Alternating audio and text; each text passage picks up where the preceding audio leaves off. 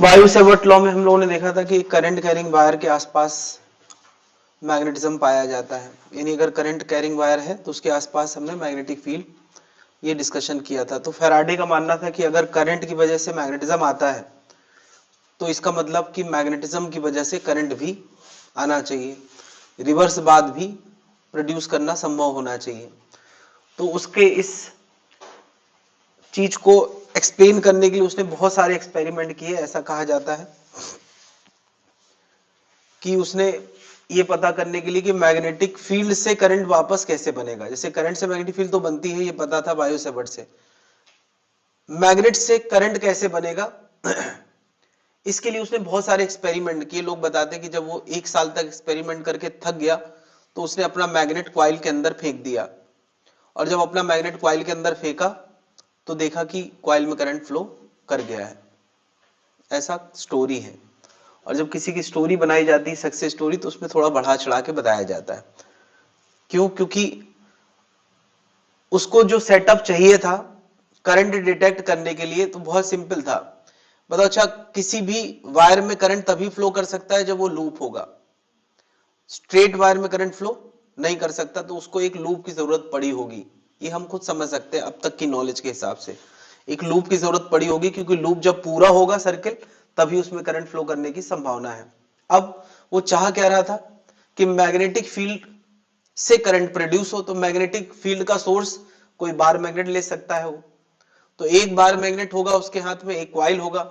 अब करंट दिखाई तो देता नहीं है, इसलिए उसमें एक गैल्वेनोमीटर या कुछ करंट डिटेक्शन के लिए गैल्वेनोमीटर या एमीटर लगा रखा होगा। तो क्या बताओ, इतने सेटअप को लेके आदमी 1 साल एक्सपेरिमेंट कर सकता है? भाई इतने सेटअप को लेके 1 साल वो क्या करेगा? अरे कभी मैग्नेट को इधर उठा के रखेगा, कभी इधर रखेगा, कभी इधर रखेगा। तो मुझे लगता है अगर दिन का 8 घंटा भी कोई आदमी इन 3 चीजों को लेके घूम रहा है तो शाम तक आउटकम आ जाएगा। इसका मतलब उसने 364 दिन कुछ नहीं किया था, 365वें दिन उसने काम शुरू किया था। तो उसने क्या ऑब्जर्वेशन देखा, वो ऑब्जर्वेशन मैं तुम्हें दिखा रहा हूं। एक क्वाइल, एक गैल्वेनोमीटर, इसी क्वाइल के बीच से गैल्वेनोमीटर लगा है, और एक बार मैग्नेट है। और तुम्हें समझाने के लिए मैंने बार मैग्नेट की मैग्नेटिक फील्ड लाइंस बना के दिखा दी है। वैसे तो लाइनें दिखाई नहीं देती, ये इन्फ्लुएंस होता है। तो उसने क्या देखा कि मैग्नेट को इधर रखो तो भी करंट नहीं आता, इस मैग्नेट को इधर उठा के रख दो तो भी करंट नहीं आता, ऊपर नीचे सब जगह रख रख के देख लिया, मैग्नेटिक फील्ड होने से करंट नहीं आता है। यानी करंट कैरिंग वायर के आसपास अगर मैग्नेटिक फील्ड है तो वो करंट देगा? नहीं देगा, होने से नहीं आता है। लेकिन मैग्नेटिक फील्ड का बदलाव होगा तो करंट। उसने क्या किया, इस मैग्नेट को क्वाइल के अंदर फेंका, यानी पास लाया। तो जब वो इस क्वाइल को पास लाया होगा, ये उसका सेटअप बताने की कोशिश की है। ये क्वाइल एक्चुअली बहुत सारी वाइंडिंग्स है और एक मैग्नेट है, और मैग्नेट को जब इससे पास कराया जाएगा तो इसकी हरकत यहां पे दर्ज होगी कि करंट आया या नहीं आया। तो इस लूप के बीच में गैल्वेनोमीटर फंसा दिया गया है। ये उसका सेटअप दिखाने की कोशिश करी और कुछ नहीं। तो उसने क्या देखा, मैं उसको सिंप्लीफाइड दिखा रहा हूं कि ये क्वाइल है, जरूर क्या 10-100 क्वाइल बनाए, एक क्वाइल बना दे सिंपल, 1 टर्न की। तो 1 टर्न की क्वाइल है, ये गैल्वेनोमीटर है। मैग्नेट जैसे जैसे पास आ रहा है वैसे वैसे इसके अंदर करंट आ रहा है। जैसे ही मैग्नेट रुक जाता है तो करंट भी खत्म हो जाता है। मैग्नेट पास आता है तो भी करंट था, मैग्नेट दूर जाएगा तो भी करंट था, मैग्नेट रुक गया तो करंट बंद हो गया। यानी कुल मिलाकर उसको एक बात समझ में आई कि क्वाइल और मैग्नेट के बीच में रिलेटिव मोशन होना चाहिए। अगर क्वाइल और मैग्नेट के बीच में रिलेटिव मोशन होगा तो क्वाइल के अंदर करंट आएगा। इतना बात उसको समझ में आई इस एक्सपेरिमेंट से। एक्सपेरिमेंट में हम लोग मैग्नेट को चला रहे थे और क्वाइल रुकी थी। अब मैं क्या कह रहा हूं कि कोई नॉर्थ पोल इधर रखा है, अंदर साउथ पोल है। ये क्रॉस लाइनें क्या दिखा रही है, नॉर्थ से साउथ अंदर की तरफ मैग्नेटिक फील्ड लाइंस है। एक क्वाइल इसके अंदर एंट्री मार रही है,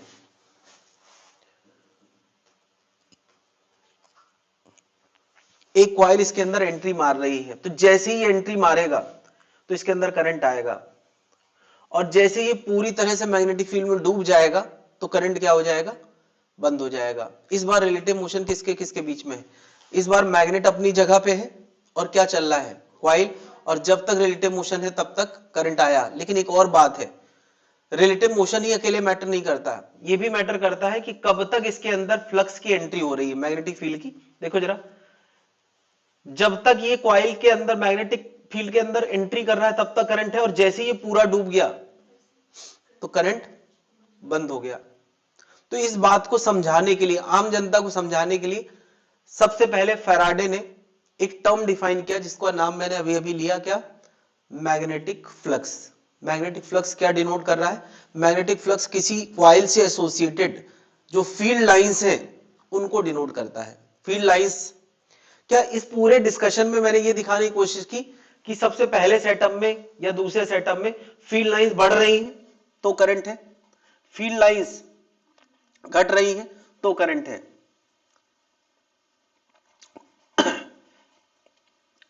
इससे पास करने वाली लाइनें बढ़ रही हैं तो करंट है, घट रही, बढ़ ही रही थी, अभी बढ़ना बंद हो गई तो करंट। जब तक मैग्नेटिक फील्ड लाइंस बढ़ रही हैं तब तक करंट है, और जैसे ही वो फिक्स हो गया तो करंट जीरो हो गया। तो पूरे चीज को फैराडे ने कैसे इंटरप्रेट किया? फैराडे ने कहा कि देखो, किसी भी कारण से अगर कॉइल से पास करने वाली लाइनें बढ़ रही हैं या घट रही हैं तो करंट आएगा, नहीं तो नहीं आएगा। बात समझ में आ रही? तो अब लाइनें बढ़ रही या घट रही, तो लाइनों को करस्पॉन्ड करने वाला कोई फिजिकल क्वांटिटी उसे डिफाइन करना पड़ी। तो इसके लिए मुश्किल काम नहीं था, क्योंकि हम लोग इलेक्ट्रिक फील्ड लाइंस को रिप्रेजेंट करने के लिए एक टर्म डिफाइन कर चुके हैं। उसका नाम क्या होता था?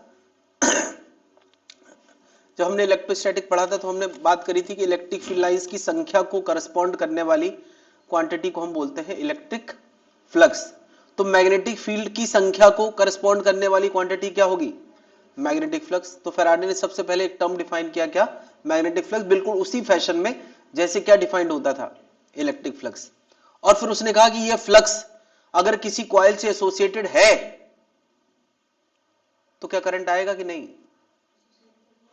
नहीं, एसोसिएटेड होने से करंट नहीं आता, बदलने से करंट आता है। यानी फ्लक्स होने से करंट नहीं आता, फ्लक्स के अंदर बदलाव होने से करंट आता है। क्या जनता इतनी बात को समझ पा रही? उसने ये देखा और ये इंटरप्रेट किया, मतलब बिल्कुल साइंटिस्ट की तरह हम लोग क्रम से आगे बढ़ रहे हैं। तो उसका ऑब्जर्वेशन क्या था कि अगर मैं मैग्नेटिक फील्ड लाइंस की संख्या को कहीं देख रहा हूं, किसी तरीके से मेजर कर पा रहा हूं, हालांकि संख्या की कोई काउंटिंग होती नहीं है, बस वो एक थ्योरेटिकल चीज है, और इसके चारों तरफ मैंने एक कॉइल रख रखी है, तो जब तक लाइनें घट रही हैं तब तक करंट है। देखो यार, कॉइल में करंट है, या बढ़ रही है तब तक करंट है। जैसे इसका घटना बढ़ना बंद हो जाएगा, उसका थॉट ये था कि लाइनों का घटना बढ़ना किसी भी कारण से, तब तक करंट है। देखो, करंट खत्म हो गया जैसे ही लाइनें फिक्स हो गई। क्या फ्लक्स तो अभी भी है? नहीं, लेकिन फ्लक्स का बदलना बंद हो गया है, तो फिर ये करंट भी नहीं आएगा। क्या जनता समझ पा रही? अब मुझे बताओ, किसी एरिया से एसोसिएटेड फ्लक्स, सबसे पहले हम टर्म डिफाइन करने वाले हैं, क्या? Magnetic flux. Magnetic flux is a quantity जो क्या डिनोट करती है? Quantity proportional to number of magnetic field lines. Magnetic flux एक क्वांटिटी है जो नंबर ऑफ फील्ड लाइंस को करस्पॉन्ड करती है। वैसे तो लाइनों को ड्रा करना ये एक रिलेटिव चीज है, लाइनों की एग्जैक्ट संख्या नहीं होती है, लेकिन फिर भी लाइनों से हम क्या रिप्रेजेंट करते हैं कि कहां मैग्नेटिक फील्ड कम है और कहां ज्यादा है, इस बात का रिप्रेजेंटेशन ही तो होता है। किसी रीजन में अगर मैग्नेटिक फील्ड लाइंस एग्जिस्ट करती हैं और वहां कोई कॉइल रखी है, कॉइल का एरिया वेक्टर मैग्नेटिक फील्ड की डायरेक्शन के साथ थीटा एंगल पर है, तो फ्लक्स का फॉर्मूला, मैग्नेटिक फ्लक्स का फॉर्मूला या इलेक्ट्रिक फ्लक्स का फॉर्मूला हम पहले से देख चुके हैं। फॉर्मूला क्या पढ़ा था हम लोगों ने? बी ए कॉस थीटा, याद है कि बी ए कॉस थीटा होता था। क्या अगर कहीं मैग्नेटिक फील्ड लाइंस है और हमारी कॉइल इस तरह से रखी है सच दैट कि उस कॉइल का एरिया वेक्टर और मैग्नेटिक फील्ड 0 डिग्री पे है, थीटा कितना है? 0 डिग्री, तो बी उसका क्या होगा, मैक्स होगा, और कितना आएगा, बी इंटू ए, है ना। अगर मैं कहीं कह रहा हूं कि मैग्नेटिक फील्ड और क्वाइल इस तरह से रखी है सच दैट कि इस क्वाइल का एरिया वेक्टर मैग्नेटिक फील्ड के साथ 90 डिग्री पे है, तो फ्लक्स कितना आएगा, हाँ सॉरी फ्लक्स क्या आएगा, बी ए कॉस 90, और कॉस 90 क्या होता है, 0। क्या ये बहुत लॉजिकल है कि नहीं। कॉइल को ऐसे रखोगे तो उससे लाइन पास करेंगी, उससे होके लाइनें पास करेंगी, ऐसे रखोगे तो उससे पास करने वाली लाइनें 0 होंगी, है ना। अब किसी 60 डिग्री के एंगल या किसी एंगल पे रखे हो तो फिर बी ए कॉस थीटा। क्या ये फ्लक्स का जस्टिफाइड फॉर्मूला है कि नहीं, ये नंबर ऑफ लाइंस को करस्पॉन्ड करता है, मैक्सिमम लाइनें, 0 लाइनें। खैर इसमें फीलिंग डेवलप करने की जरूरत इसलिए नहीं कि इलेक्ट्रोस्टैटिक के दौरान हम ये फीलिंग डेवलप कर चुके हैं, है ना। तो यहां फ्लक्स एक फिजिकल क्वांटिटी है, इसकी यूनिट हम लोग देते हैं वेबर। अच्छा बताओ, अच्छा फ्लक्स की यूनिट वेबर है तो बी की यूनिट क्या बन जाएगी, बी की बन जाएगी वेबर पर मीटर स्क्वायर, और इसी को हम लोग क्या लिखते थे, टेस्ला। यानी अगर कहीं वेबर पर मीटर स्क्वायर लिखा हो तो वो भी बी है, और कहीं टेस्ला लिखा हो वो भी बी है, तो इसमें कंफ्यूज नहीं होना है, दोनों सेम ही चीजें हैं। फ्लक्स की यूनिट वेबर डिफाइन की है, वैसे तो ये टेस्ला मीटर स्क्वायर हो गया, ये क्या हो गया, tesla metre square, tesla metre square weber एक ही बात हो गई। ऐसे हमने फ्लक्स को डिफाइन किया है। थीटा क्या है, थीटा है angle between B vector and A vector. क्या ये बिल्कुल ही वैसा ही हो गया जैसे इलेक्ट्रिक फ्लक्स होता था, ई ए कॉस थीटा, यहां बी ए कॉस थीटा। तो देखो यार, फ्लक्स की डेफिनेशन तो ये है, लेकिन फिजिक्स में जब जब हमने A B cos theta type का फॉर्मूला देखा है, और वो भी स्केलर क्वांटिटी हो जिसमें डायरेक्शन, क्या फ्लक्स नंबर ऑफ लाइंस को करस्पॉन्ड करती है, तो लाइनों की क्वांटिटी, लाइनों की काउंटिंग, संख्या, लाइनों की संख्या क्या स्केलर क्वांटिटी होगी या वेक्टर क्वांटिटी, स्केलर क्वांटिटी होगी। तो फ्लक्स एक स्केलर क्वांटिटी है, बी और एक ऐसा है वेक्टर क्वांटिटी। फिजिक्स में जब जब हम ऐसा फॉर्मूला देखते हैं A B cos theta type, तो उसको हम कैसे लिख देते हैं, है ना, इसको हम लिख सकते हैं बी डॉट ए, लिख सकते हैं कि नहीं, क्योंकि बी डॉट ए का मतलब भी क्या होता है, बी ए कॉस थीटा। एक और बात, जब तक ओवर द एरिया बी कैसा है, कांस्टेंट फॉर कंप्लीट एरिया, जब तक पूरे एरिया में बी एक जैसा है तब तक हम सिंपल प्रोडक्ट से काम चलाते हैं। अगर मैं कह दूं कि किसी कॉइल के इधर के एरिया में फील्ड ज्यादा है, इधर एरिया में कम है, या बी हर छोटे छोटे एरिया के लिए बदल रहा है, तो फिर यही कैलकुलेशन करने का दूसरा तरीका क्या होगा, यानी फ्लक्स का और एक फॉर्मूला मैं बना रहा हूं, integral of B D A cos theta. सीधी सी बात है यार, अगर B over the area variable है, यानी हर छोटे छोटे एरिया के लिए बी वेरिएबल बन जाए, तो क्या वही काम फिर किससे होगा, इंटीग्रेशन से। ये तो फिजिक्स में हमेशा होता है। क्या वर्क डन की definition F S cos theta थी, तो एफ डॉट एस थी, तो integral of F D S cos theta भी तो थी। फ्लक्स में भी हमने ये बात करी है। फ्लक्स का मोस्ट जनरल फॉर्म क्या बनेगा, बी डॉट डी ए। देखो ऐसा है कि ये सब दिखाने के दांत है, मेन फॉर्मूला यही है, जरूरत इसी की पढ़ना है, ये सब बस डेफिनेशन पूरी करने के लिए है, उसके डिफरेंट मैथमेटिकल फॉर्म। तो सबसे पहले यार हम लोग ने एक टर्म डिफाइन किया है, मैग्नेटिक फ्लक्स, जो नंबर ऑफ फील्ड लाइंस के प्रोपोर्शनल होता है।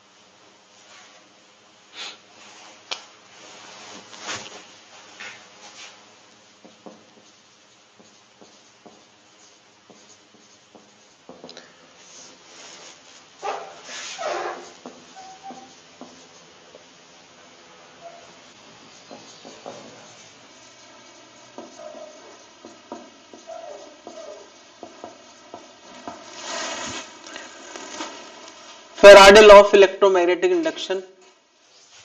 तो फैराडे ने जो ऑब्जर्वेशन देखा था उसको समझाने के लिए अपना लॉ दिया।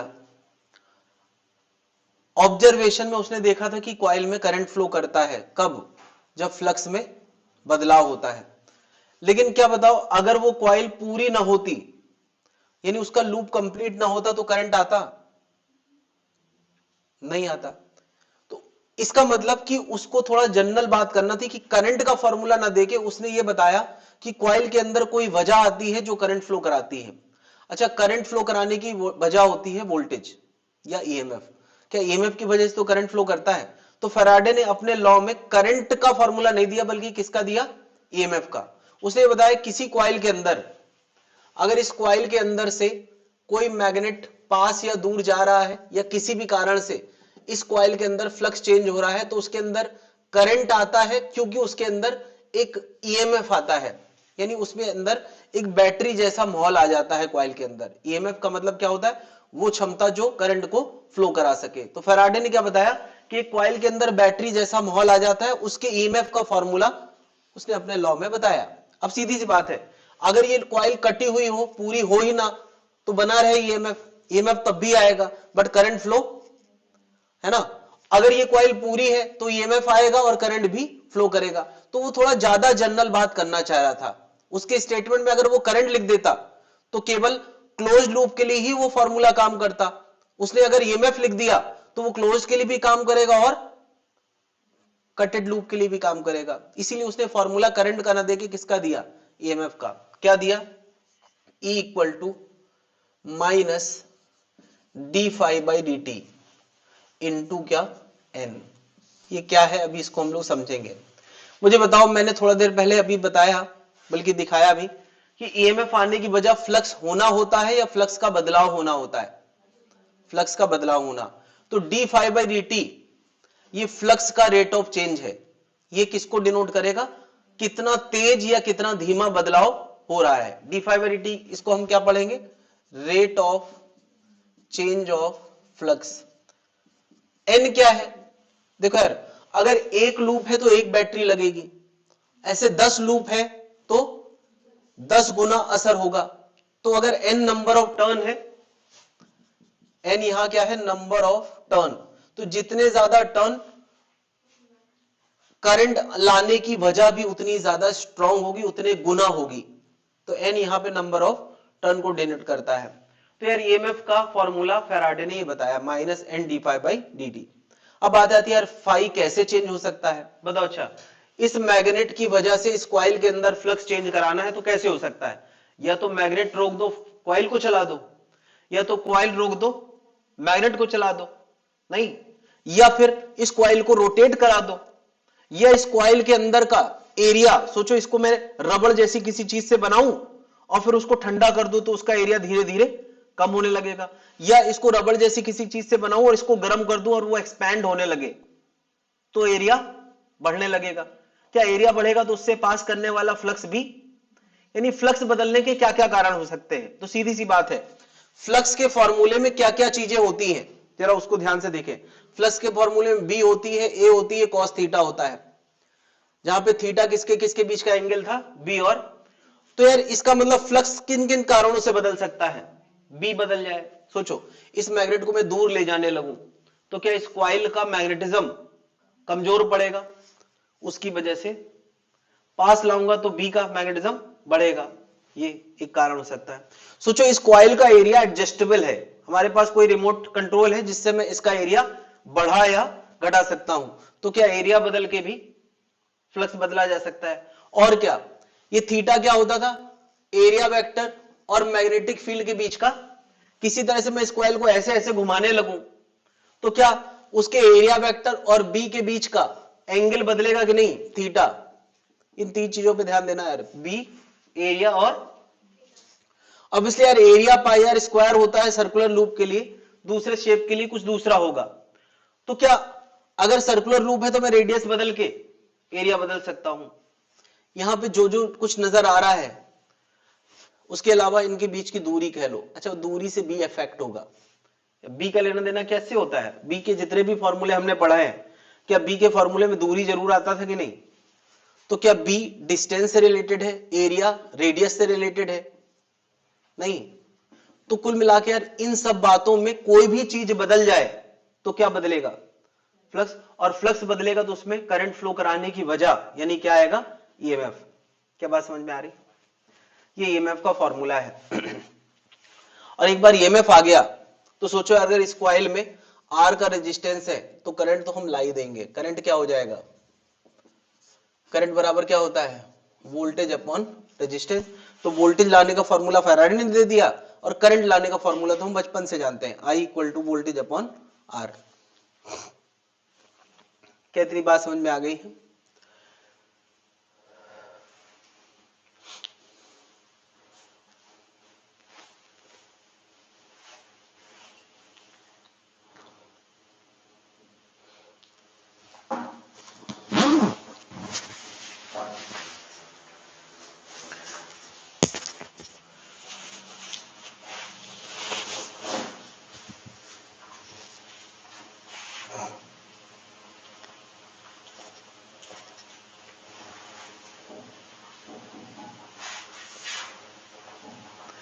तो खैर फिजिक्स में जब जब हम लोगों ने कोई ऐसी क्वांटिटी डिफाइन करी है जिसमें d by D T of something आता है, जैसे dx बाई डी टी क्या होता था? Velocity. dv by D T क्या होता था? ऐसे और भी फॉर्मूले कहीं ना कहीं dp by dw by D T क्या होता था? पावर। तो क्या जब हमने कभी ऐसा रेट डिफाइंड किया है तो हमने रेट हमेशा दो हेडिंग में लिखाया है, इंस्टेंटेनियस और एवरेज। फैराडे ने इंस्टेंटेनियस ईएमएफ लाने का ही फॉर्मूला दिया था, लेकिन क्योंकि हमारी आदत है कि हम जगह दो तरह से चीजों को बात करते हैं, इंस्टेंटेनियस और एवरेज। तो फैराडे ने तो ये इंस्टेंटेनियस का ही फॉर्मूला दिया, लेकिन अब हम साथ ही साथ ईएमएफ की एवरेज वैल्यू का भी फॉर्मूला लिख देते हैं। ये लॉजिक, ये फिजिक्स के पैटर्न की वजह से लिख रहे हैं। क्या होना चाहिए? क्या होना चाहिए? Minus N delta phi by delta T. क्या ये फॉर्मूला किसी भी बड़े इंटरवल के लिए भी काम करेगा और ये छोटे इंटरवल के लिए? क्या मैं हमेशा रेट वाली चीजों को दो हेडिंग में लिखता आया हूं? क्या अगर v बराबर dx बाई dt होता है तो एवरेज स्पीड बराबर क्या होता था? Delta x by. अगर एक्सेलेरेशन dv बाई dt होता था इंस्टेंटेनियस तो एवरेज एक्सेलेरेशन क्या होता था? Delta v by. तो ऐसे इंस्टेंटेनियस ईएमएफ और ये क्या आ गया, है ना, ये हो गया एवरेज ईएमएफ और ये क्या था? इंस्टेंटेनियस। फैराडे के स्टेटमेंट में इतना भी लिख दो तो सफिशिएंट होता है, बट उसी चीज को हम लोग दूसरे तरीके से रिप्रेजेंट कर रहे हैं।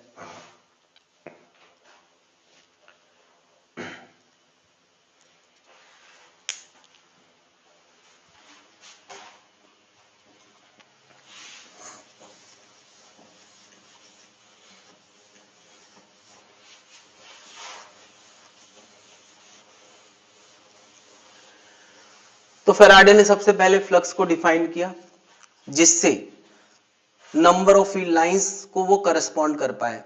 ये सारे parameter number of field lines को करस्पॉन्ड करते हैं।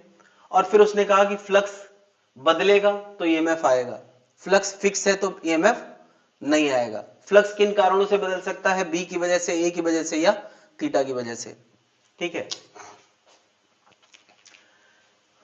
थोड़ा सी बात हम इसको और आगे बढ़ा रहे हैं। एक कॉइल जिसमें ई का ईएमएफ आया है, अगर उस कॉइल में आर का रेजिस्टेंस है तो करंट कितना आएगा?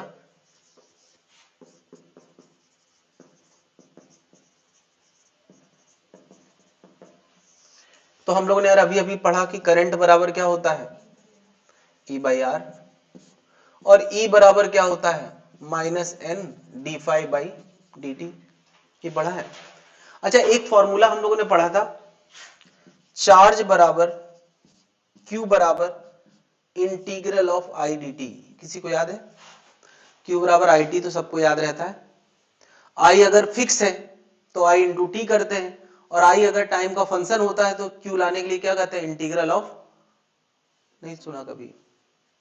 अरे आई क्या होता है? Flow of charge per unit time. तो टी टाइम का चार्ज फ्लो क्या होगा? I T. और हर चीज जो मल्टीप्लाई में आती है वो इंटीग्रेशन में। आई का फॉर्मूला है minus N by R, N तो बदल नहीं सकता, D phi by D T into D T.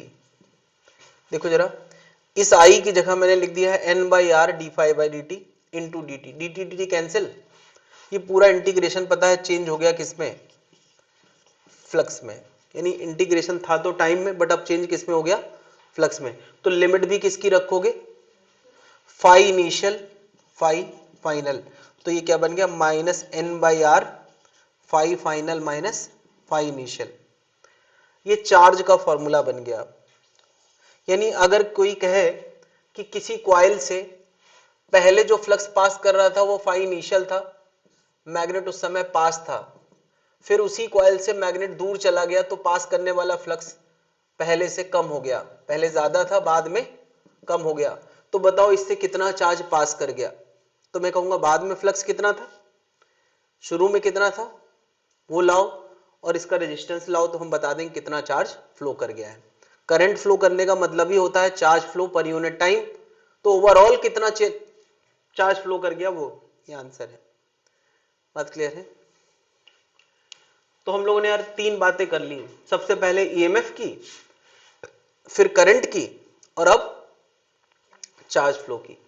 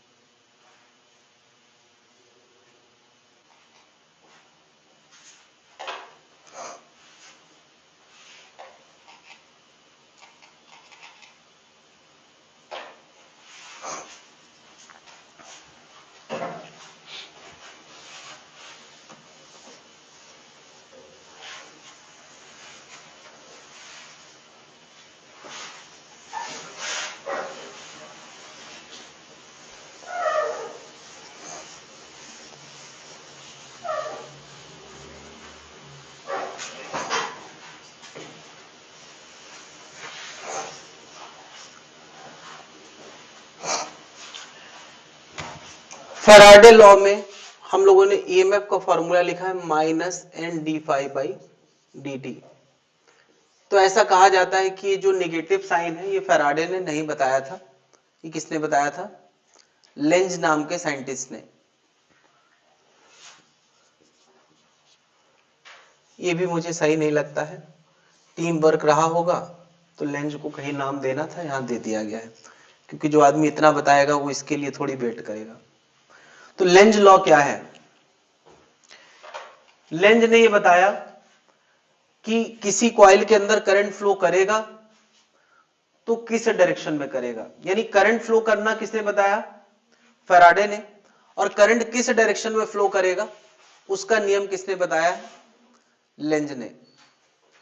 तो उसका नियम क्या है, नियम यह है कि जो करंट इंड्यूस होता है, इसको जो जो फ्लक्स के बदलने की वजह से करंट आता है उसको क्या बोलते हैं, इंड्यूस्ड करंट। इंड्यूस्ड करंट किसी कॉइल के अंदर आता है वो किस वजह से इंड्यूस हुआ है, मैग्नेटिक फील्ड के कम या ज्यादा होने की वजह से, इसीलिए उसका नाम क्या रखा है, इंड्यूस्ड करंट।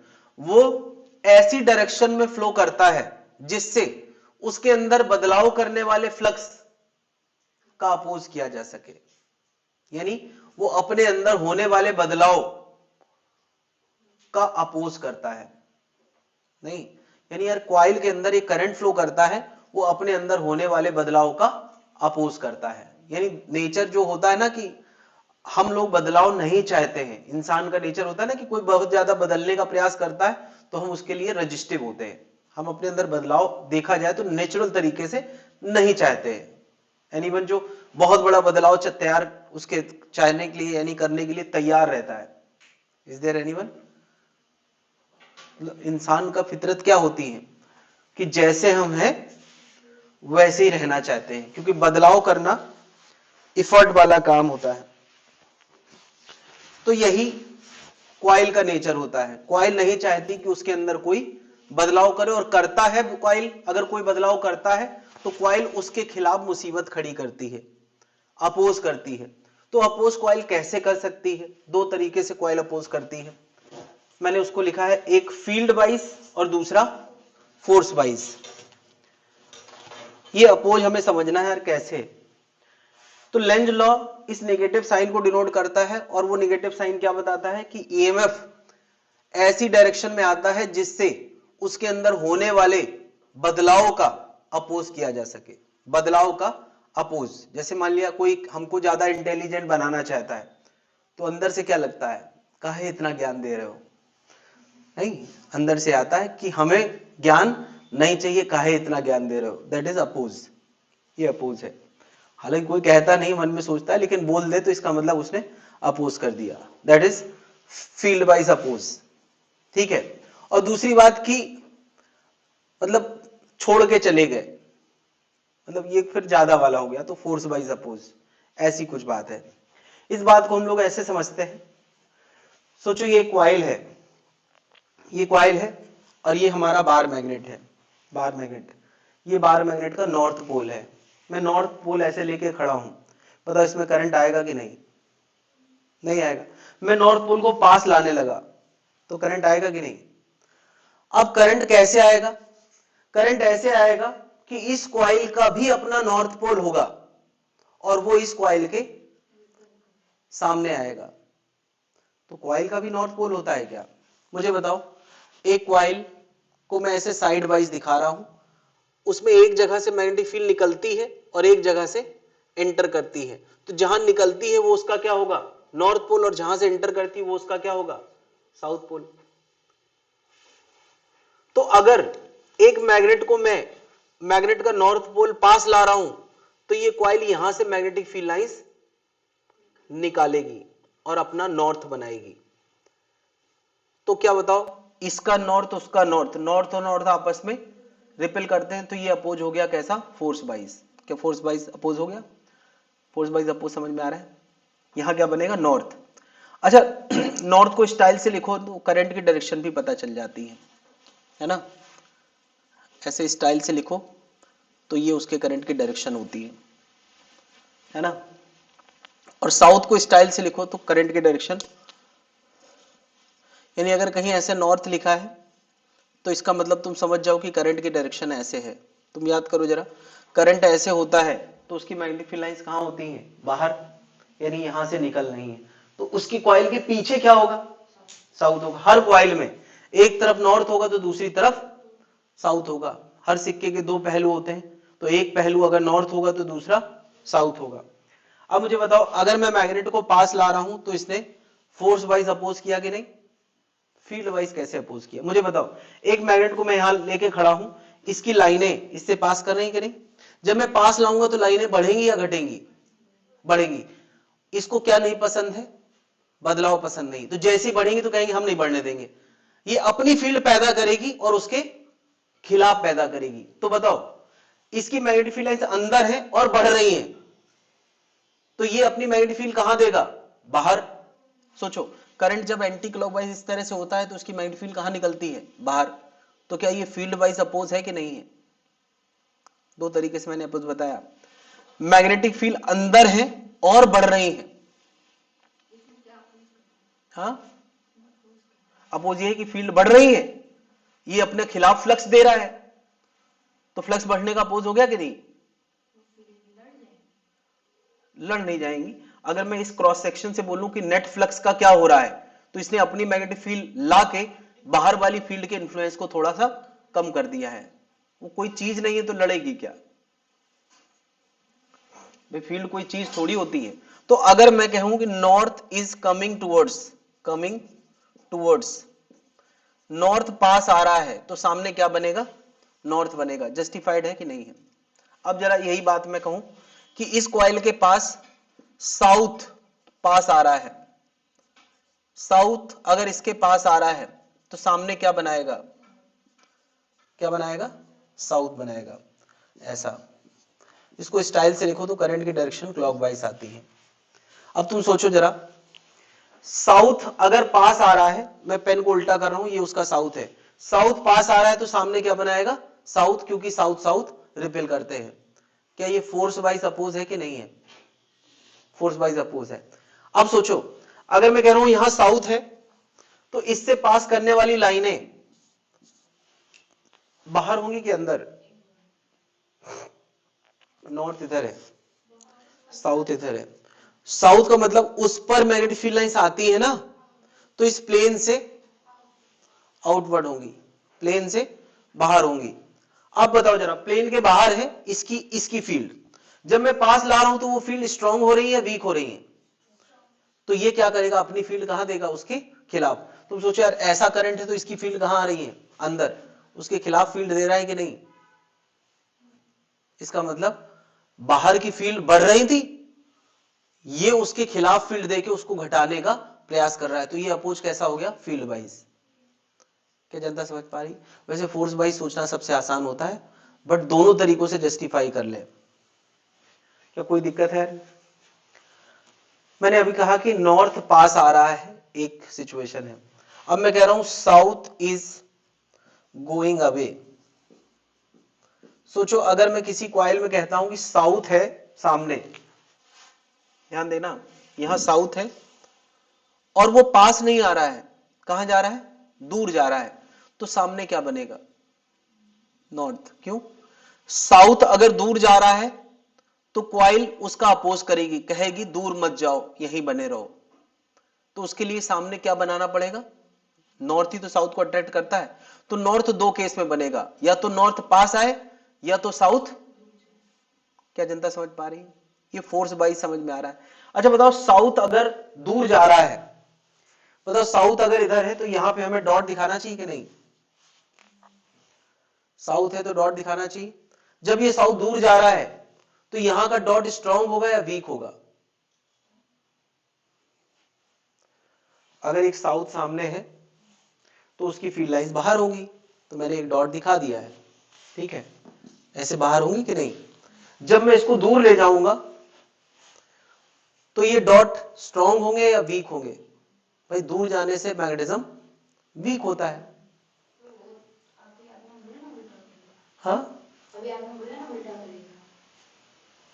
हाँ हाँ, उल्टा करेगा। हाँ, मुझे बताओ, इसके दूर जाने से ये फील्ड वीक हो रही है, तो ये अपने आप को, उन फील्ड को स्ट्रांग करेगा। कैसे करेगा, इस डायरेक्शन में करंट फ्लो कराएगा तो इसकी खुद की फील्ड बाहर आ गई कि नहीं,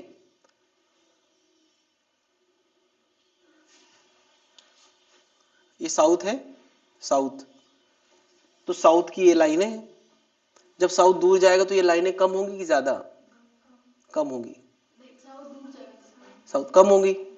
कॉइल का नेचर कैसा है कि उसको बदलाव पसंद नहीं है, जैसे लाइनें कम होंगी तो वो अपनी लाइनें बनाएगा और उसी की तरफ लगा देगा। नहीं, किसकी तरफ, अरे क्या कम हो रहा है, बाहर वाली लाइनें कम हो रही हैं, तो ये अपनी फील्ड कहां की तरफ देगा, बाहर की तरफ देगा। तो देखो, क्या ऐसा करंट होने से फील्ड बाहर आती है कि नहीं, तो ये अपनी फील्ड पैदा करेगा लेकिन मैग्नेटिक फील्ड को कम होने से रोकेगा। जब बढ़ रही होती है तो बढ़ने से रोकता है, जब कम हो रही होती है तो कम होने से, इसको बदलाव पसंद नहीं है। क्या जनता समझ पा रही है?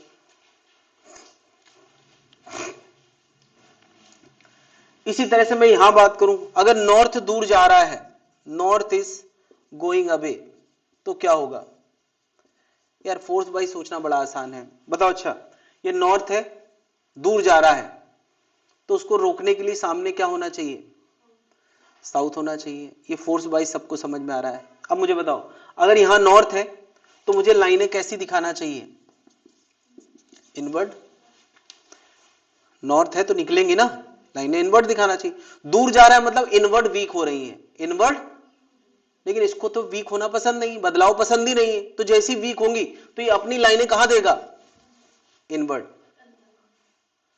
बात समझ रहे हैं, इनवर्ड वीक हो तो इनवर्ड देने लगता है, इनवर्ड स्ट्रांग हो तो आउटवर्ड देने लगता है, आउटवर्ड वीक हो तो आउटवर्ड देने लगता है, आउटवर्ड स्ट्रांग हो तो इनवर्ट देने लगता है। कुल मिला के इस कॉइल को चैन नहीं, किसी तरीके से इसको बदलाव ही करना है, अपोज ही करना है। पास हो रहा है।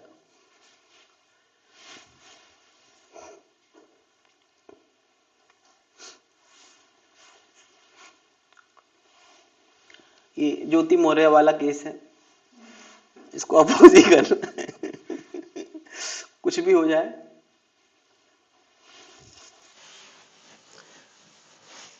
तो कॉइल के नेचर यानी नेचर का नेचर, नेचर का ही नेचर हमारे अंदर आया है, इसमें कुछ भी गलत नहीं है, ऐसा ही होता है आमतौर पर, किसी को भी बदलाव पसंद नहीं है। तो कोई कहेगा सर कोई गरीब है तो अमीर होना चाहता है तो बदलाव एक्सेप्ट नहीं करता, करता है, बिल्कुल करता है, लेकिन उसके लिए उसको काम करना पड़ेगा, ये एक्सेप्ट करेगा। तो यही बात मैं कर रहा हूं।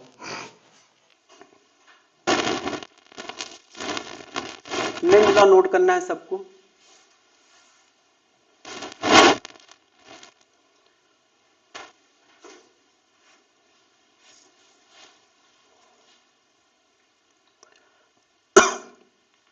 तो हम लोगों ने यार सबसे पहले ईएमएफ का फॉर्मूला देख लिया है, इंस्टेंटेनियस और एवरेज, फिर करंट का फॉर्मूला देख लिया है, वोल्टेज अपॉन रेजिस्टेंस, फिर चार्ज का फॉर्मूला देख लिया है, चार्ज का सीधे फॉर्मूला बना है फाई फाइनल माइनस फाइनल से एन बाई आर, और चार्ज करंट की मदद से ला दिया है। और अब हमने ये भी समझ लिया है कि करंट फ्लो करेगा किस वजह से, फ्लक्स बदलने की वजह से। तो करंट क्लॉकवाइज फ्लो करेगा या एंटी क्लॉकवाइज, ये किसने बता दिया, लेंज लॉ ने। तो अब हमारी सारी बातें पूरी हो गई, अभी हमें कुछ एग्जांपल करना है। हटा दे।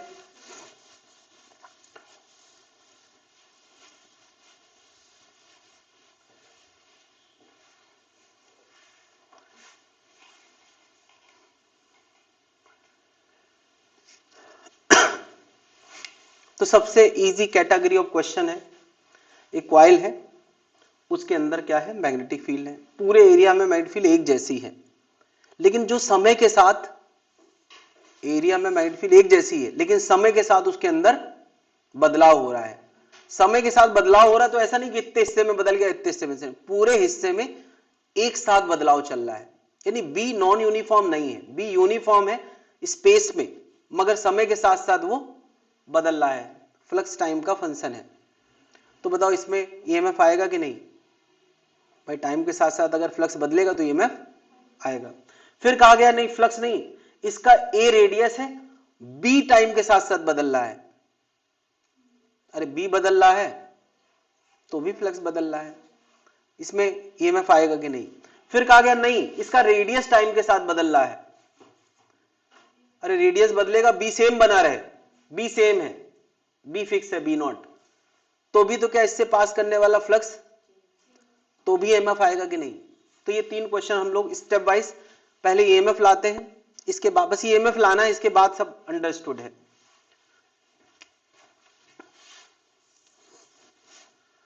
ए की रेडियस है और यहां यूनिफॉर्म मैग्नेटिक फील्ड है, और सीधे सीधे क्वेश्चन नंबर 1 में फाई टाइम के फंक्शन में ऐसे दिया है और पूछा है इंड्यूस्ड ईएमएफ बताना है t बराबर 2 सेकेंड पे, एट t बराबर 2 सेकेंड। खैर इंड्यूस्ड ईएमएफ किसकी मदद से आता है, D phi by D T की मदद से। नंबर ऑफ टर्न कितने नजर आ रहे हैं, 1। D phi by D T कैसे आएगा, अरे इन्होंने तो फ्लक्स बना बनाया दे दिया, हमें फ्लक्स का फॉर्मूला तक नहीं लगाना पड़ा है। तो क्या फाई है जो फंक्शन ऑफ टाइम दिया है, D phi by D T क्या हो गया 2kT, और बस इसमें क्या रख दें t बराबर 2, तो ये में आपका आंसर आएगा -2k इंटू 2 यानी -4k वोल्ट। क्लियर है भाई।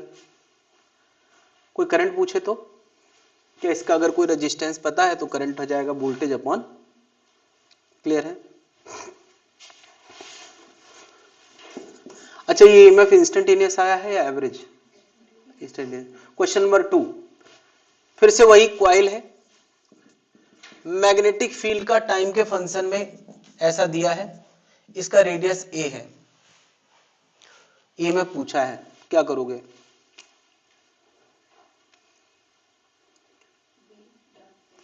पहले सबसे पहले हमें फ्लक्स लिखना चाहिए, क्योंकि हमें सबसे पहले फ्लक्स चाहिए होता है, उसी का डिफरेंशिएशन तो करना पड़ता है। तो हमें तो बी दिया है, फ्लक्स नहीं दिया है, तो क्या फ्लक्स और बी में रिलेशन पता है? क्या होता है? बी ए कॉस थीटा। तो बी की जगह के टी स्क्वायर, ए की जगह पाई स्क्वायर। मुझे बताओ एरिया वेक्टर और मैग्नेटिक फील्ड में एंगल कितना है? मैग्नेटिक फील्ड अंदर है और एरिया वेक्टर या तो अंदर है या तो बाहर है, हमें नहीं पता। तो अगर जब तक कोई एक प्लेन है वो इनवर्स या कोई बॉक्स की सरफेस नहीं है, तब तक हम ये तय ही नहीं कर सकते कि वो बाहर है या अंदर है। तो हम इजी सोचेंगे। क्या मन कर रहा है, अंदर मानने का या बाहर? जो मन करे। वैसे मैग्नेटिक फील्ड अंदर है और एरिया वेक्टर या तो तुम बाहर मान सकते हो या तो अंदर। बताओ ये लूप है तो एरिया वेक्टर कहां होगा? लूप के परपेंडिकुलर या तो बाहर या तो अंदर। हम इजी सोचते हैं, जीरो मान लेते हैं। ठीक है, अंदर मान लेते हैं। मैग्नेटिक फील्ड भी अंदर और एरिया वेक्टर भी अंदर। तो फ्लक्स का ये फॉर्मूला बन गया। इस फॉर्मूले में कौन सी चीज है जो समय के साथ साथ बदल रही है? तो अगर बी बदल रहा है तो फाई भी समय के साथ, तो ईएमएफ आएगा। कोई एक चीज तो बदलना चाहिए। ईएमएफ का फॉर्मूला हमने क्या पढ़ा है?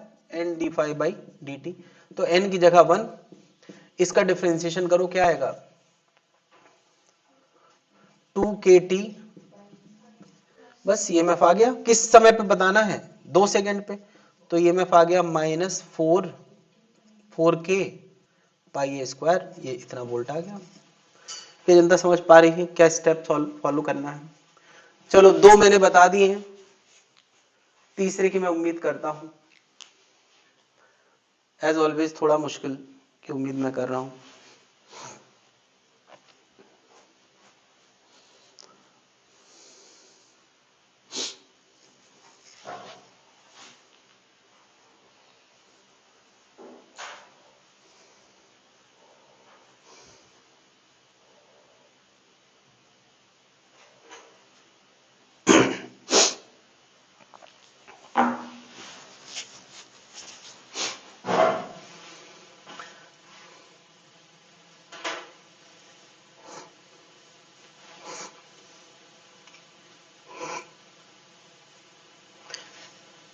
अच्छा, कोई बता सकता है कि करंट क्लॉकवाइज फ्लो करेगा या एंटी क्लॉकवाइज? इतनी इंफॉर्मेशन है जितना मैंने दिया है। करंट क्लॉकवाइज होगा या एंटी क्लॉकवाइज? लॉजिक क्या है इसमें? पहली बात तो यह है कि कोई बार मैग्नेट मैंने दिखाया नहीं है, तो तुम्हें ऐसे सोचना चाहिए, बी टाइम का फंक्शन है, बी अंदर की तरफ है। टाइम का फंक्शन है तो टाइम के साथ साथ बी बढ़ रहा है कि घट रहा है? बढ़ रहा है। तो ये कुछ ऐसा नहीं हो गया कि नॉर्थ पास आ रहा है भाई, टाइम के साथ साथ अगर बी बढ़ रहा है तो ये कैसा मामला हो गया? नॉर्थ नहीं, नॉर्थ पास आ रहा है तो यहां सामने क्या बनेगा? बोलो यार, भूल जाए। नॉर्थ पास आ रहा है तो सामने साउथ बनेगा। और अट्रैक्ट करें और पास ही आ जाओ। हाँ, नॉर्थ रिपल करे, एंटी क्लॉकवाइज करंट आएगा। अब तुम एक और तरीके से कह सकते हो, बताओ यहां पे टाइम के साथ साथ बी बढ़ रहा था ना, तो ये बढ़ने देगा या घटाएगा? ये अपनी फील्ड कहां देगा? बताओ, एंटी क्लॉकवाइज का मतलब ये अपनी फील्ड कहां देगा? उसके खिलाफ देगा। ये भी एक लॉजिक है। क्या समझ पा रहे हैं? ये भी एक क्वेश्चन हो सकता है कि बस बी दे दे और मुझे बताओ इस कॉइल में करंट क्लॉकवाइज होगा एंटी क्लॉकवाइज होगा। चलो अगला क्वेश्चन।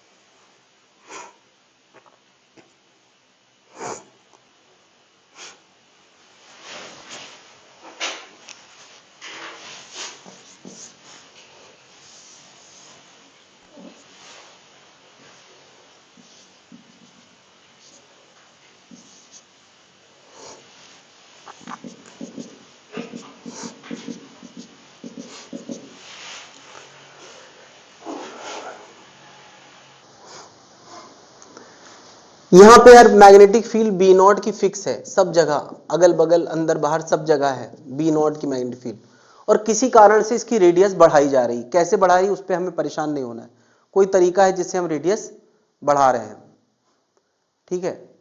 अच्छा, कोई बता सकता है करंट कहां होगा, क्लॉकवाइज या एंटी क्लॉकवाइज?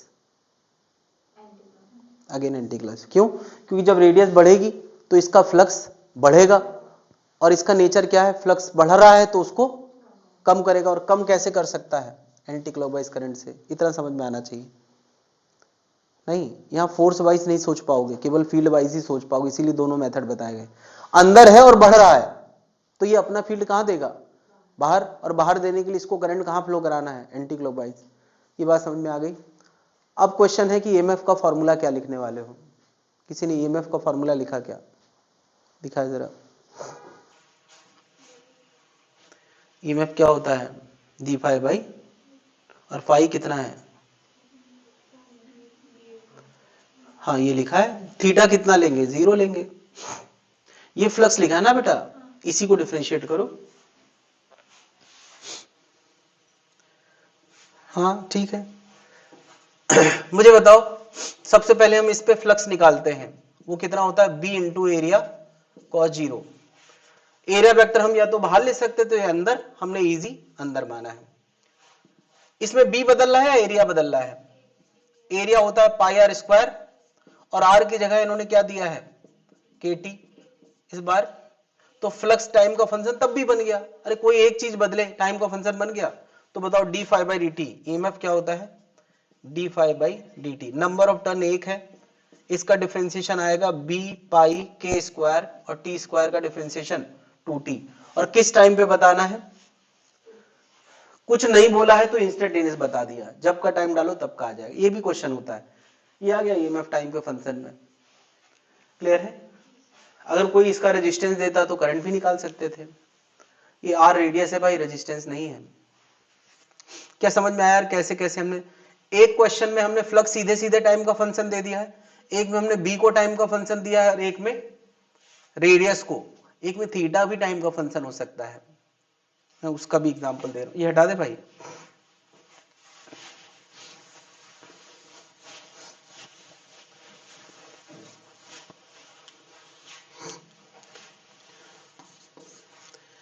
एक कॉइल है, ये यूनिफॉर्म मैग्नेटिक फील्ड में रखी है, ठीक है, और इसका एरिया यानी ये कॉइल कुछ ओमेगा रेडियन पर सेकेंड से घूम रही है, ओमेगा रेडियन पर सेकेंड से। टी बराबर 0 पे इसका सीन कैसा था, टी बराबर 0 पे ये ऐसा था, और ओमेगा रेडियन पर सेकेंड से घूम रहा था, ये ओमेगा रेडियन पर सेकेंड से घूम रहा था। टी बराबर 0 का सीन ये है, तो टी टाइम बाद इसका एंगल कितना हो जाएगा,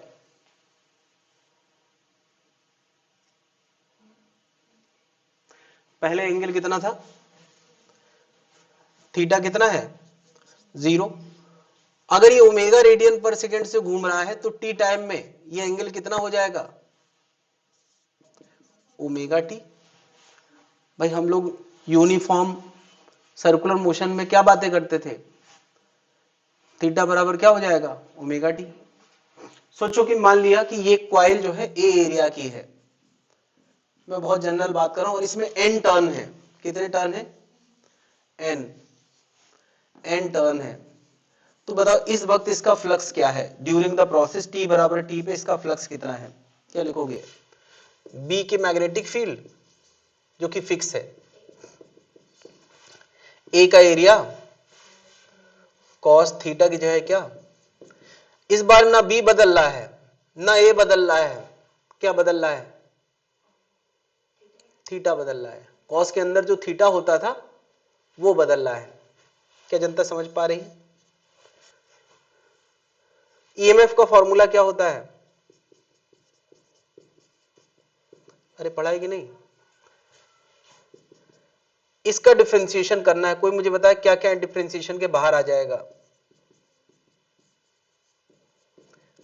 कॉस का डिफरेंशिएशन क्या होता है, साइन, बस, फिर चेन रूल लगेगा।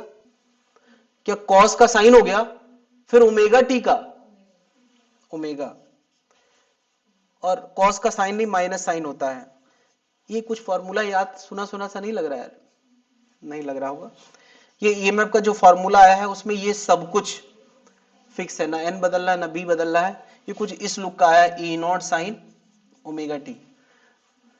दुनिया के जितने भी ऑल्टरनेटिंग करंट सोर्स हैं वो इसी प्रिंसिपल पे काम करते हैं। यानी हमारे घर में जो बिजली आती है उसका बेसिक प्रिंसिपल यही है। उसमें क्या होता है कि एक नॉर्थ पोल और एक साउथ पोल के बीच में एक कॉइल को घुमाया जाता है, और कॉइल घूमती है तो उस कॉइल के दोनों किनारों में ऐसा ईएमएफ आता है जिसको हम ऑल्टरनेटिंग साइनोसाइडल ईएमएफ बोलते हैं। ये ऑल्टरनेटिंग साइनोसाइडल ईएमएफ है। क्या जनता समझ पा रही है? जो पवन चक्की से बिजली पैदा होती है, आई मीन फ्लूइड गिरता है और पवन चक्की घुमाता है तो वो भी इसी को घुमाता है। जो डैम में कॉइल घूमती है वो भी इसी को घुमाता है मैग्नेट के बीच में। जो विंड टरबाइन होते हैं वो भी इसी को घुमाते हैं, और जब ये घूमता है तो ईएमएफ आता है, तो करंट आता है। ये ऑल्टरनेटिंग करंट की बेसिक प्रिंसिपल है, इसीलिए मैं इसको ज्यादा भाव दे रहा हूं। हालांकि मैंने तुम्हारे सामने क्वेश्चन के फॉर्म में ही पेश किया है। ईएमएफ इक्वल टू कितना आ गया?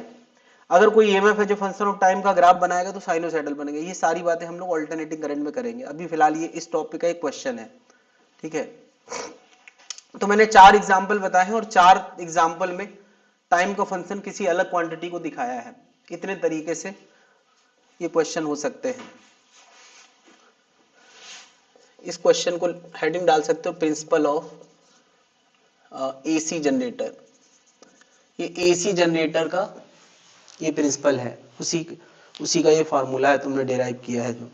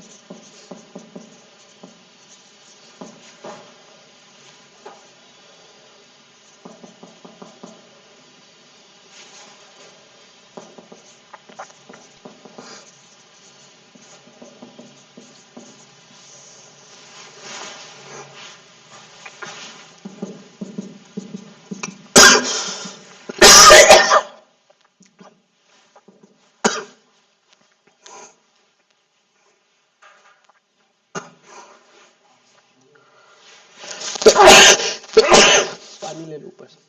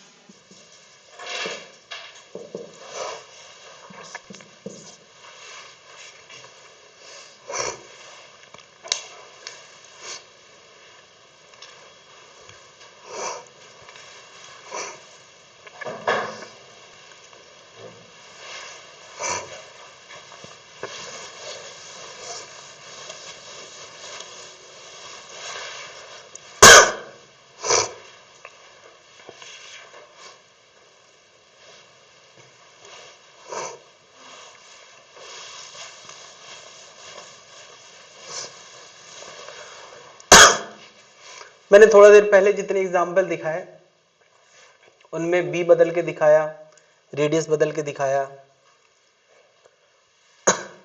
फ्लक्स सीधे बदल के दिखाया और थीटा बदल के दिखाया। अभी मैं कह रहा हूं कि ठीक है, यहाँ मैग्नेटिक फील्ड, कोई नॉर्थ पोल इधर है, साउथ पोल अंदर है, मैग्नेटिक फील्ड जैसी है वैसी है, और इस मैग्नेटिक फील्ड में एक लूप की एंट्री हो रही है। तो बताओ, जब इस लूप की एंट्री हो रही है तो फ्लक्स बदल रहा है कि नहीं? भाई पहले फ्लक्स बिल्कुल नहीं है, अभी फ्लक्स है, और जैसे जैसे समय बीत रहा है क्या इसके अंदर फ्लक्स लगातार बढ़ ही रहा है? अच्छा, कोई बता सकता है इस समय इसमें करंट क्लॉकवाइज आएगा या एंटी क्लॉकवाइज?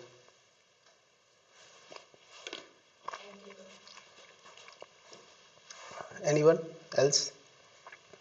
इसमें करंट क्लॉकवाइज आएगा एंटी क्लॉकवाइज? Anti clockwise. जो समझ लो समझ लो। बोलो कैसा आएगा? Anti clockwise. लॉजिक क्या है बताओ? जैसे जैसे ये अंदर जा रहा है इसके अंदर फ्लक्स बढ़ रहा है या घट रहा है? बढ़ रहा है, और वो भी अंदर वाला फ्लक्स। जब ये अंदर वाला बढ़ रहा है तो ये अपना करंट कहां देगा? अपना करंट ऐसे देगा कि उसकी अपनी फील्ड बाहर आए। एंटी क्लॉकवाइज में फील्ड कहां आती है? बाहर। क्या जनता समझ पा रही? यहां ये एंट्रिंग है। सोचो एक लूप t इक्वल टू 0 पे कहां है? अंदर है, और ये धीरे धीरे निकल रहा है बाहर, v0 की कांस्टेंट स्पीड से बाहर निकल रहा है। ये एंट्रिंग दिखा रहा था और ये मैं एग्जिट दिखा रहा हूं। बताओ करंट कैसा होगा? मुझे बताओ, इसके अंदर से पास करने वाला फ्लक्स बढ़ रहा है या घट रहा है? जैसे जैसे ये राइट निकलेगा t बराबर t टाइम में, तो इसके अंदर का फ्लक्स पहले के मुकाबले कम होगा। कम ही हो रहा है, और कम हो रहा है तो ये कॉइल का नेचर कैसा है? ना इसको कम बर्दाश्त है ना इसको ज्यादा, तो ये कैसा करंट फ्लो कराएगा? क्लॉकवाइज, जिससे कि ये अपनी फील्ड पैदा कर सके, और वो फील्ड कहां आएगी? अंदर। दोनों केस समझ में आ रहे हैं भाई? तो डायरेक्शन पूछा जाए ये एक चीज है, दूसरी बात कितना मैग्नीट्यूड आएगा। जस्टिफाइड है? मैग्नीट्यूड कितना आएगा?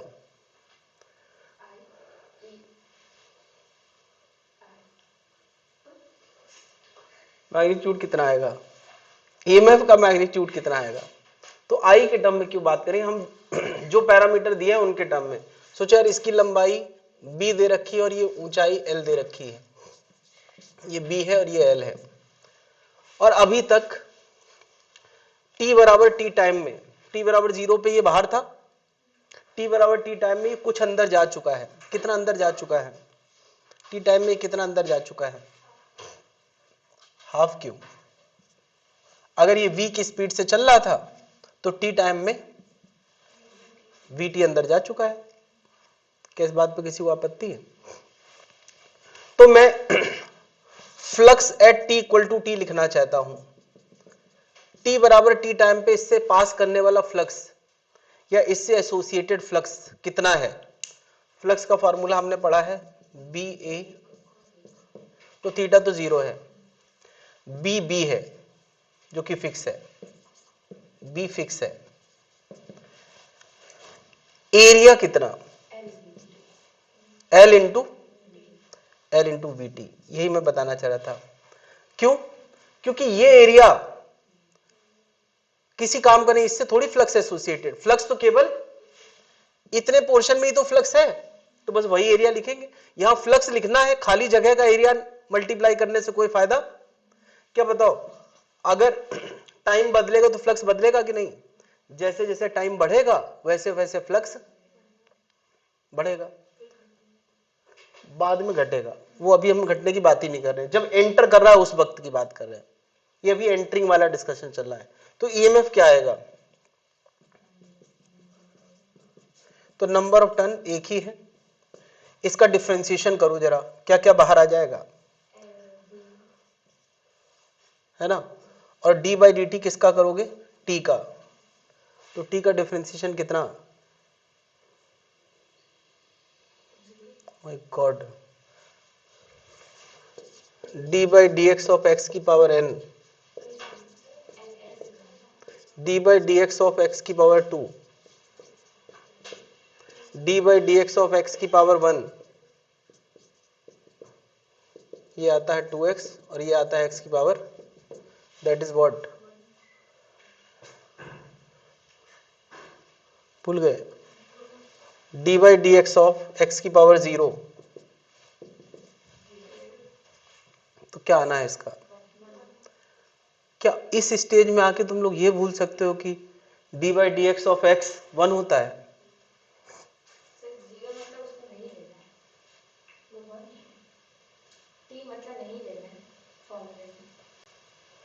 टी मतलब डिफरेंशिएशन के बाद वो 1 आ गया, नहीं लेना है तो 0 लिख दो, सब खत्म हो जाएगा। ये कितना आ गया है? VLB, माइनस केवल बता रहा है कि अपोज कर रहा है, मैग्नीट्यूड कितना आया है। हम ईएमएफ का मैग्नीट्यूड पे इंटरेस्टेड हैं तो क्या लिख सकते हैं? VLB। क्या जनता समझ पा रही है? हम इस दौरान भी इसका ईएमएफ निकालेंगे तो VLB ही आएगा, ठीक है। चलो हम इस पे बात नहीं करते, लेकिन यहाँ एक बैटरी जैसा माहौल लगा देता हूं मैं, और उसका बैटरी कितना है? VLB का। यहाँ भी एक बैटरी जैसा माहौल लगा देता हूं, ये इधर नहीं, इस तरफ लगाओ, और वो भी कितना आएगा? VLB का। कोई दिक्कत है?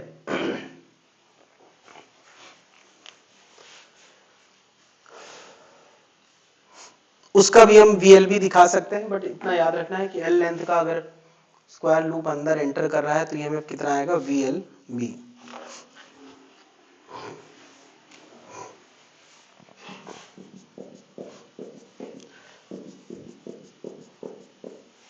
सोचो यार, कुछ टाइम बाद ये पूरी तरह से अंदर चला गया है, पूरी तरह से डूब गया है, ठीक है।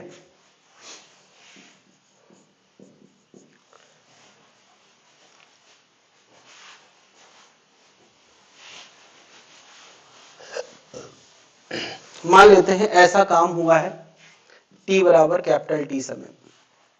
तुम चाहो तो ये कैपिटल T निकाल भी सकते हो। मुझे बताओ, इस सिचुएशन में आने तक कितना समय लगा होगा?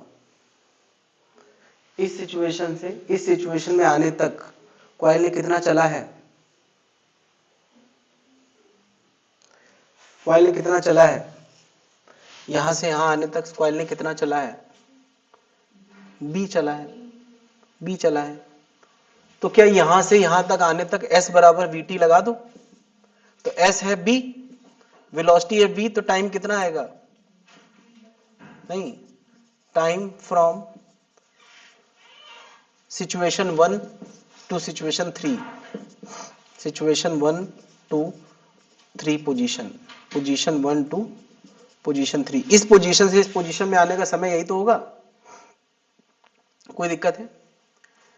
कोई अगर एवरेज ईएमएफ पूछे, average EMF from position 1 to position 3, देखिए जब भी कोई एवरेज पूछता है, एवरेज पूछता है तो वो इस फॉर्मूले से नहीं निकलता है। एवरेज ईएमएफ लाने का फॉर्मूला क्या था? -n delta phi by number of turn 1 है, डेल्टा फाई का मतलब होता है phi final minus phi initial, और टाइम डेल्टा टी का मतलब क्या होता है? टी, जो भी दिया है। बताओ, अच्छा टाइम की जगह तुम क्या लिखने वाले हो? B by V। Phi final कितना है? बताओ इस समय फ्लक्स कितना है? फ्लक्स का फॉर्मूला याद कर देता हूं मैं। फ्लक्स होता था BA cos थीटा। मुझे बताओ फाइनल फ्लक्स कितना है? चलो इनिशियल कितना है बताओ, इनिशियल कितना है? हाँ 0 है। बताओ अच्छा इसके पास करने वाला फ्लक्स इस समय कितना है? जब ये मैग्नेटिक फील्ड से बाहर ही है तो फ्लक्स कितना है? चलो फाइनल कितना है? B की जगह B आएगा, एरिया की जगह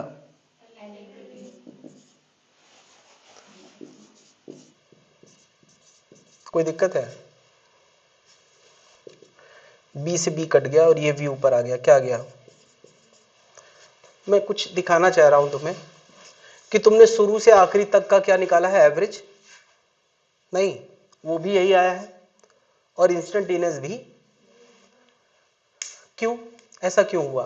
क्योंकि ईएमएफ का जो आंसर आया है वो कांस्टेंट आया है। मुझे बताओ, अगर ईएमएफ शुरू से आखिरी तक कांस्टेंट ही है तो चाहे एवरेज निकाल लो चाहे इंस्टेंटेनियस निकालो, अलग आएगा क्या?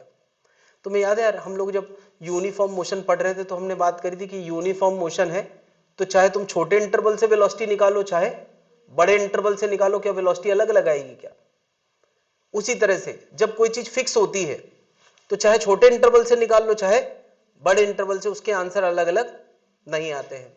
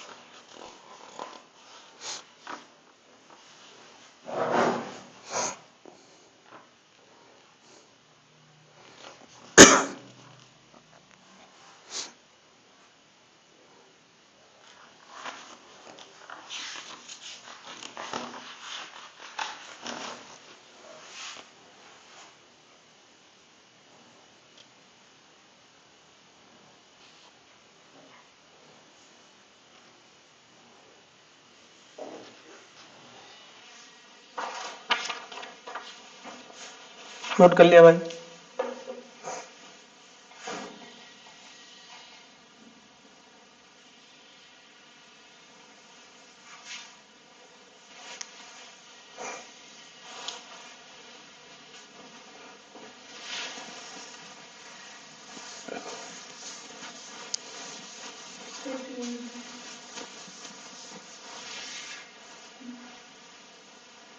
ये वाला तो कर लिया होगा।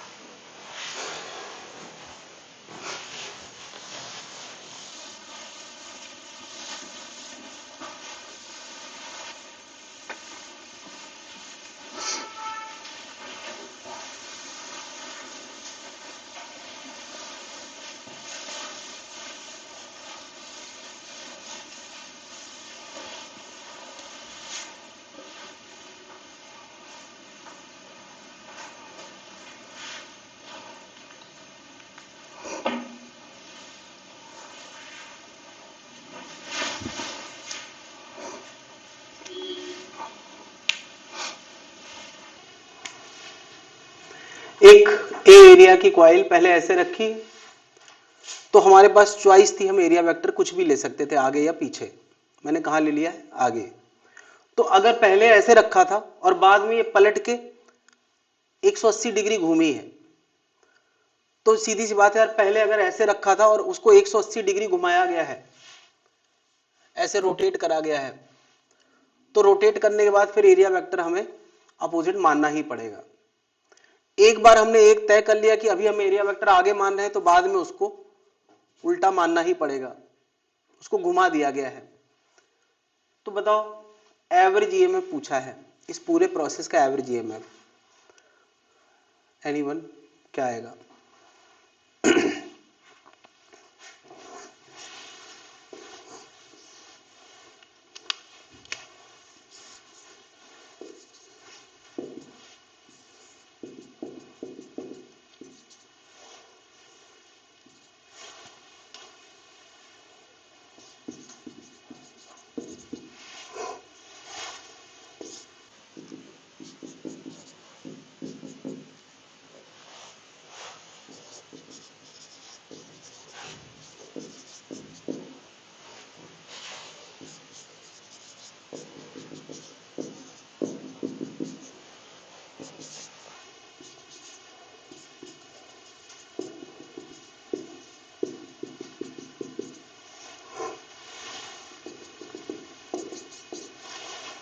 हाँ भाई, अभी तक मैं इंस्टेंटेनियस की बातें कर रहा था, मैं एवरेज पूछ रहा हूं, किसी ने किया?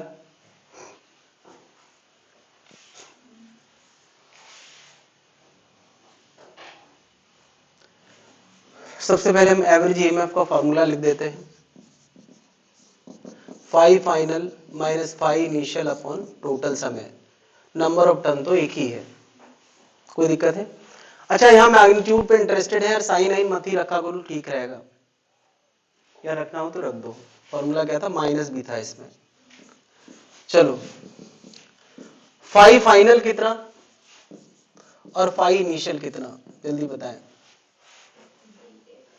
बी ए कॉस 180, और यहां तो ये बी ए आ गया और ये आ गया, तो फाइनल हो गया माइनस बी ए, इनिशियल क्या था? बी ए, ये माइनस फॉर्मूले वाला माइनस है, और समय कितना लगा है? टी, तो ये आंसर आ गया 2BA बाई टी, आ गया ये। कोई दिक्कत है?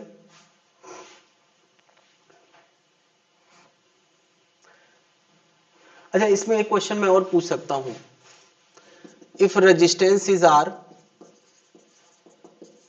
फ्लो ऑफ चार्ज कितना होगा? फ्लो ऑफ चार्ज कितना होगा? दो क्वेश्चन पूछ रहा हूं, फ्लो ऑफ चार्ज, ये भी कभी कभार पूछा जाता है, फ्लो ऑफ चार्ज कितना होगा? तो हमने यार चार्ज फ्लो का फॉर्मूला क्या देखा है, याद करो जरा, phi final minus phi initial divide by R, minus भी था क्या? तो नंबर ऑफ टर्न क्या है? एक। फाइनल फ्लक्स कितना है? Minus B A. शुरुआती फ्लक्स कितना है? B A divide by R, तो कितना आ गया? 2BA by R. हमें चार्ज के साइन बताने की जरूरत नहीं, बस मैग्नीट्यूड बताना है। क्या जनता समझ पा रही है?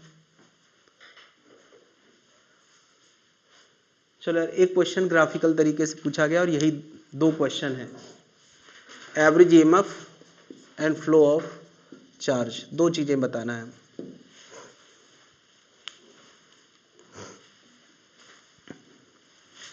एक क्वाइल एरिया ए है और उससे फ्लक्स पास कर रहा है, जिसके बी का ग्राफ दिया है ये।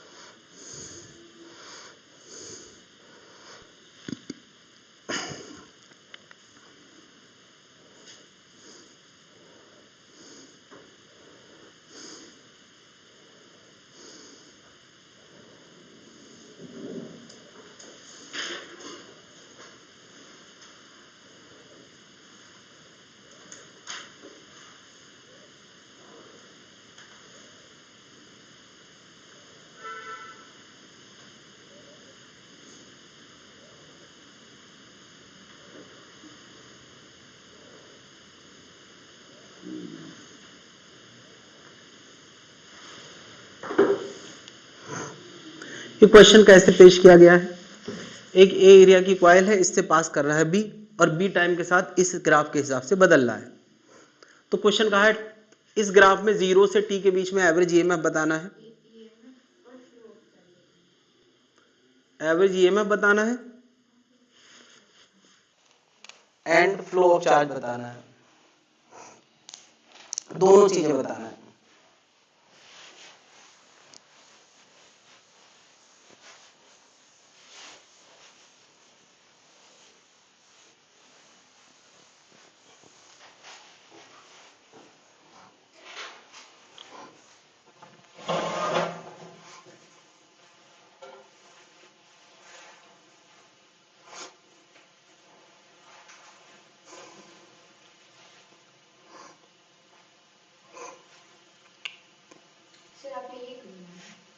क्या बनाया है,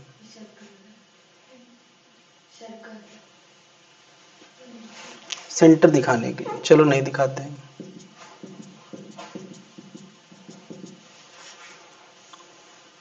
और कुछ बोलो। एवरेज ईएमएफ t बराबर 0 से कैपिटल T तक, ग्राफ को इंटरप्रेट करें अपने हिसाब से और आंसर लाने का प्रयास करें।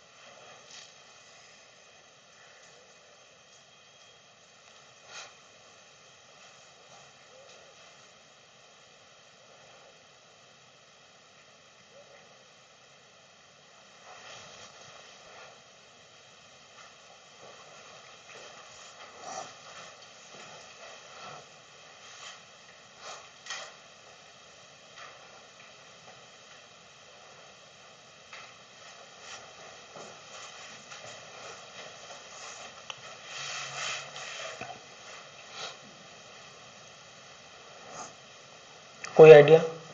चलो मैं पहले सबसे पहले फॉर्मूला लिखता हूँ, कुछ ना समझ में आया तो थोड़ा थोड़ा लिखना शुरू करो, फिर नेचर खुद मदद करता है। 5 फाइनल माइनस 5 इनिशियल अपॉन समय। चलो थोड़ा थोड़ा रखते हैं। समय कितना, चलो इतना रख दिया, थोड़ा थोड़ा सोचो, हैंग नहीं होगा दिमाग। 5 फाइनल कितना, बी ए कॉस थीटा, वेरी गुड। चलो 5 इनिशियल बी ए कॉस थीटा, बी की जगह क्या, बी की जगह क्या, तो हमें दो जगहों पे बी की बात करना है। फाइनल ये इंस्टेंट है और इनिशियल ये है, तो बताओ शुरू में बी कितना है। ग्राफ अगर ऐसे गया है तो इसका मतलब t बराबर 0 पे हाइट कितनी है, माय गॉड,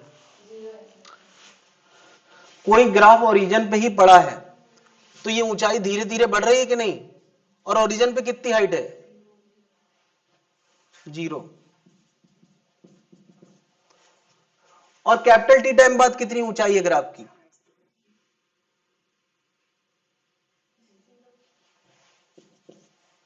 फाइव फाइनल भी 0, 5 इनिशियल भी 0, तो एवरेज ईएमएफ भी असंभव क्वेश्चन था ये, अभी देखने के बाद तो सब संभव है। अब कोई पूछे यार 0 से, चलो ये एवरेज ईएमएफ हो गया, चार्ज फ्लो का फॉर्मूला क्या होता था,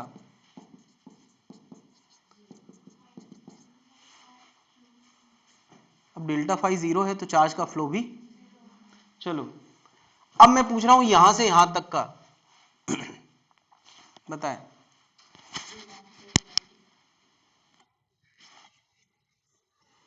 बोलो, फिर से लिखते हैं यार। ईएमएफ का फॉर्मूला क्या है, 5 final minus 5 initial upon total समय, समय कितना है t/2।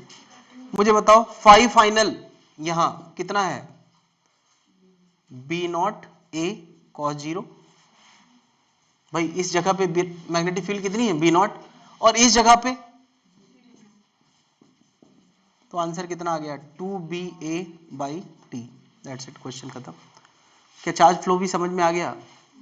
अगर इसका रेजिस्टेंस R दिया हो तो चार्ज फ्लो क्या हो जाएगा? चार्ज फ्लो 2BA नहीं BA माइनस 0/R, समझ गए? खैर, तो इतने क्वेश्चन फ्लक्स में करने के बाद मैं उम्मीद करता हूं कि तुमने पहली बार EMI में इतने क्वेश्चन किए होंगे, मैं उम्मीद करता हूं, बाकी जैसा मामला हो। 1 से लगा के 15 क्वेश्चन पहले पेज पे, 1 से लगा के 15, और उसके बाद आखिरी से